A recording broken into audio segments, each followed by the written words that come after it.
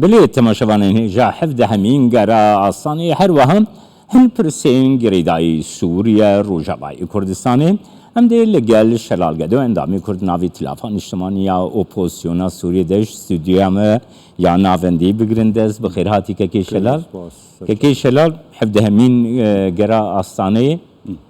جبو کریزا سوری چاره سرکرنا کریزی هر سی ولاتین گرانتی کار گلو کارین انجامک باش بدست بکن بهوریام ده گورانکاریا گوچی بویه د سوریه ده جبری چند ساله حیا روجا ایرو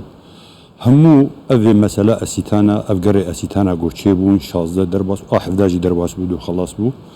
اوان ترتیبات نقول لك مازن كرن يعني دنج سلاح درأي مده اوه مسار اسیتانا سلاح بيدنكر لسوري حياة حدكي مازن قال لك مصالحات شيبون جدرعه حياة حلبة حياة ساحل حياة دردوري شامل غوطه همو قري أسيتانا أو بجيكرن مناطق خفض التصعيد لإدلبة ولغربي سوريا ولدفرندي أو هرفا قرا يعني أو ولاتي حرسي قرانتور روسيا وتركيا وإيران نقل أوبوزيسيونا سوريا آشك دار ونقل ولاتي دردوري سوريا لبنان وعراق وسوريا أو جيوكو تشاودير بجدار دبن لفا قرا أو أنا هيمني لسوريا دروس كرن اللي بري شارع سركريا روشا سوريا كريزا سوريا بقشتي مل أسيتانا وشارع سرب وصافي بب مساري جنيف هيج مساري أسيتانا بقوتر وجرينتر وبن إشراف متحدة دي وهر نسينا دستور الويدرية لذي جرى حفظ مين إيرو هر باسا في مسألة جكربو أولاتين جرانتورن جرى أسيتانا ره أو كوميتا دستوري بدحفلة دنبرو بفيشتي وروليوان نإيجابي في بيجمان أمنارم بمسألة دستوري شش جرى تمامون جرى حفظ مين ممكن ما هايكي بيجي صالة بي حيان هات تشتك نكرن حتى هل سر جدول عملي جوينا نكارن اتفاق بكن اتفاقيات يقول اسيتانا تشي دبن دبهوريه مدي دب سببك دب قاعديك حتى رديك جورا مزين جولات جنيفيجي نجاحتي بين وبري وبيش دبچن باشا كيش لانه ها غواغو مرو و هر سه ولاتين گارانتي کار دگري است روسيا وايران بيشتغري رژیمی يعني حتى تيغوتم بيفان هردو ولاتن رژیم بخنك قاربو سرپیا بمين راست لآليدن تركيا كو غارانتوريا آليين اوبوزيوني دكي حتى جهكي يعني افهرسي ولات كارين كو دسكفتين جبوي چار سريا كريزي بتايبتي جالي تركيا كو اوبوزيون جي بكاربه هن خالين خل آستانه بسپينه روشا سوريا وقو ام تفدزانين بوي روشا كهريمي وناف دولتي نما نافخوي سوريا وبريار كتي دسم واخل كادي تايبتي وحرسي ولات الجل امريكا والجل يكتيا اوروبي وتحالف ناف دولتي وولاتين خليجي افخل كان اقو همو توافق دي ناف وادي تشينبه دي بهوريه مدي كريزا سوريا يوامين ودريج بك وسبب وسدما دريج بون يجي هر افج بوغ اولاتانا نكارن توافقي بكن هريكي جوا دخوازي جو سوريا وك برجونديه چه بسوريا تازه وك نارينه به تشتوي لسوريا جيبه بن برينها ازبيم استوديو ازب سروك شاندا اوبوزيسيون سوريا الفيغرا حفدمين دكتور احمد طعمي ملقى تليفون كير كونغري واي روج نمنوسي نظام ممكن تجي لي وهدار كربه او يقول افغرا حفدمين باشترين قربو جري اسيتانا تبا ووجوج مر قوت يعني تاكسكر وتاكيد كر جو في جاري ما لسر ماسي دوسيا قرتيا واخلكي وندابوي واخلكي جوجولات دركتن بجديه لسر ماسا گفتگو هات گفتگو كرن لاسيتانا وجوجي تشنج تنبو يقبله همو شانده گول سر ماسي دانشتي بون وجوجي گوما وكو شاندا كواليسيون كومبون لگل شاندا روسي كر وشاندا روسي في جاري جلدكي ايجابي بو وبيتشنج لدوزين معارضه اوبوزيسيوني گهدار دكرن يعني سروك شاندا اوبوزيسيوني ديار گهنكي متفائل بو جوي گراها جگري ديتر بيتر كيش لانها دي داخويانيا انجاميا گرا حد همينا استانه ده گري داي ريبريا خسرجي هم بريار هر سي ولات بيجن كو ايما ام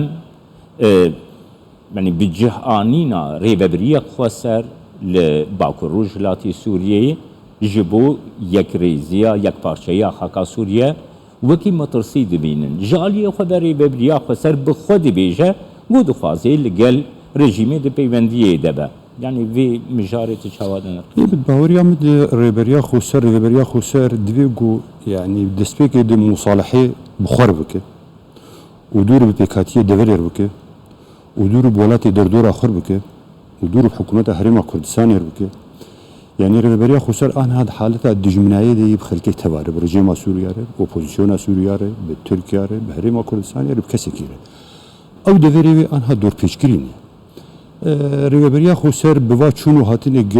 در روسيا يان در شامت بهوريا مد ويتشتكي بدس خنخ وينه قربتي شرعيه اعتراف جي پیدا بك هگر ليولا گرك جوان سياسات خور تواچنه كي اجبري ان هكا ما بحث كر اگر وضع ريبريا خوسر ولو بمينه بهوريا مد روبرو ريلي طنق دب او ريل خطنق دك نتيجه ایدئولوژیا و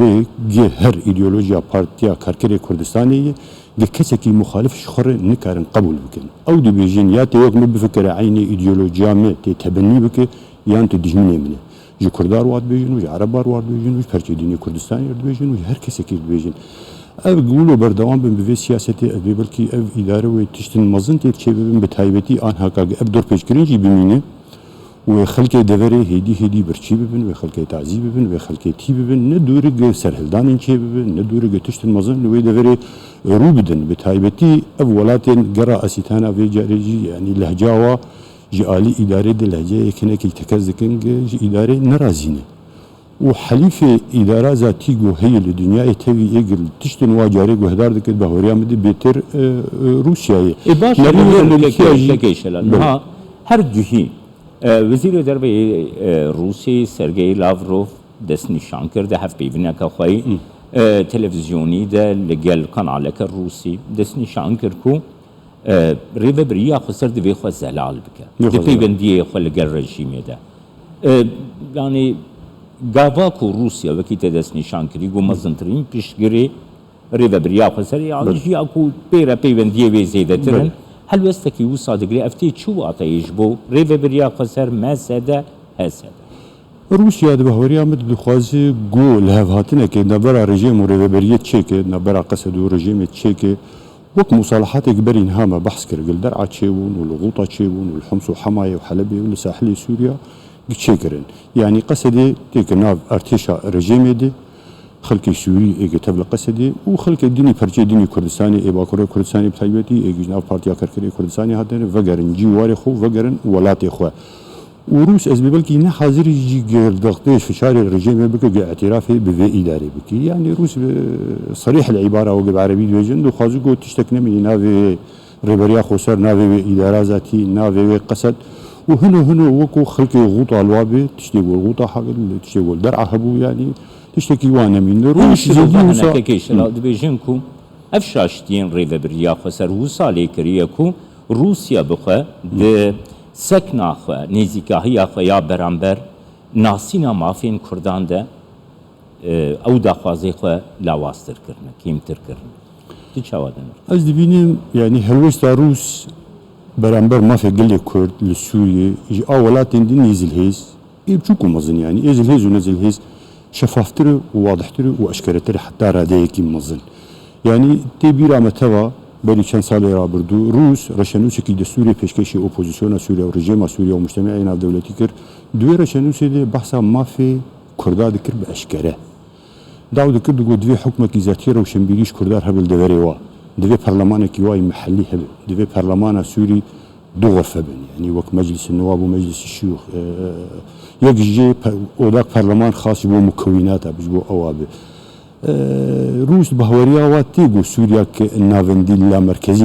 لا مركزي تشيبب وكرد خدي ماف بن وفينات بيجن باشكره بفدي حتى ان هكاج برغو كرد مشتتين وبرغو اداره ذاتي لدوري الدصلات وايديولوجيا واجب راستي ونداي خلق نزانن بدوزا شتكن الروس زاني ونا انا كسي زاني ونا ملت جوا فيهم دك ونا رجيم جوا فيهم دك ونا اوبوزيسيون سوريا جي يعني او بالنهايه دعوه براتيا قلادكن دعوه اخوه الشعوب كن دعوه امتها ديمقراطيه كن ابجي تشتن غامض براستي نايف يمكن نبهوريا مدي وقتي جو بيدير وريا خسر بحوار جديد قال انا كسبك وكاربن ادارك هاو باش بهفر تشيكن هردو بشين كردي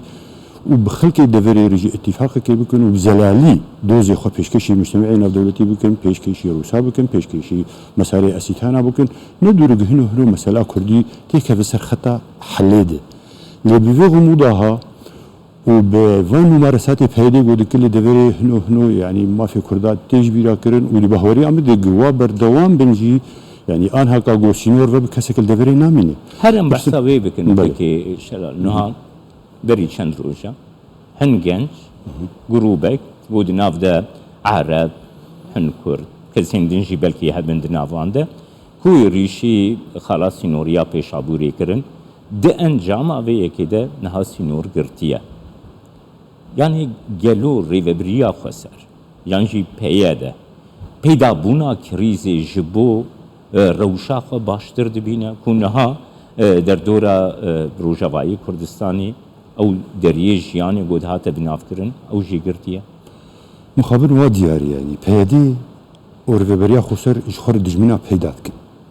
يعني خلكي تبي لكن دجمني وي ملتي مخابن يعني ام تفد زانين جبويرا عفرين حياه روجا ايرو بيدي هر زراعه عدد دس خلكي ايري شيوي دفري بكن بسياسته خوي تشوتو حشك بوي سر حشكاي بوي ايديولوجيا خوي غلط قطوباوي كسشتكي جفمناك يعني شي شغلي جواني شورشجر هي اللي دريسي مالكا جبين إيريش بكن بكبرى ودارا هجومي موظفي حريمة كردستان عراقي بكن يعني أو دري وقت جنابة أنها بناف كريجانا خلقي لسروي دريه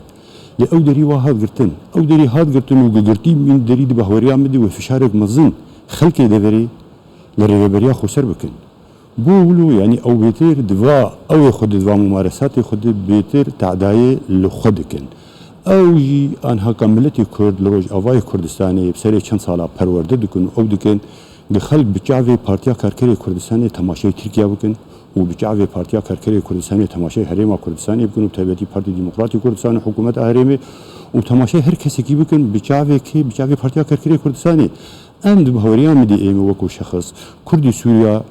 بكيماني دفي جو بچاوي كردن عراقي براي ماي مازن بتجربه واج عامه بتر بچاوي وقربن تركيا گهدار بكن اوان چاوا قريبو تونج تركا بري تونج اشخو بوغارن بصاله 2003 سالي بري دشكم دي يعني عهد برزاني نمر كالك دي حتى روجا ايرو چاوا قريبو نودا تركا دوسانيا تركا عطفه تركا هنو شخور پیدا بكن وامنرن كومبانيه تركا بدها بالصدا هجنب حزاره بن في درين سري 15 صلاحيان هذا اولا تمو افا كرنه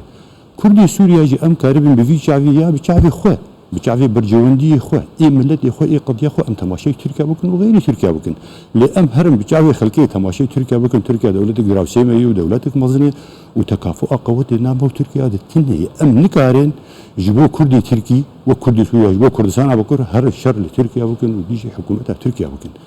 ما في خبص هون خسي ام بكن جوار بكن بله سپاسیاتتكم كي شلال قدو اندامي كرد تلافان اجتماعية سوريا ده قلت ميواني ممنون قلك سپاس قلك